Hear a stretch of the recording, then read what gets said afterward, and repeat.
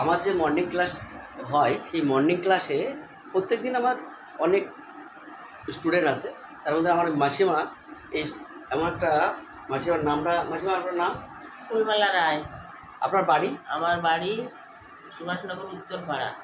আপনি কী রোগের জন্য এসেছিলেন? আমি আসছিলাম আমার এই মানে শিরার প্রবলেম, শিরার প্রবলেম বলি, শিরার প্রবলেম। তা আমি আটা চলা মোটেই করতে পারতাম না, এখন আমি ভালো, এখন আমি খুব আটা চলা ভালো করতে পারতেছি। হ্যাঁ, আমি খুবই উপকার পাইছি। হ্যাঁ, এই কতদিন এসেছেন আপনি? এই মনে হয় 1 মাস।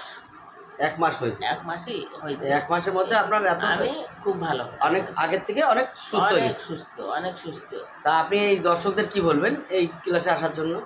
আমি যেরকম সুস্থ হয়ে গেছি, সবাই এইরকম আসি আমার নাকাল সুস্থ হয়ে হাঁটা চলা করিয়ে বেড়ান, তাই তো। Thank you.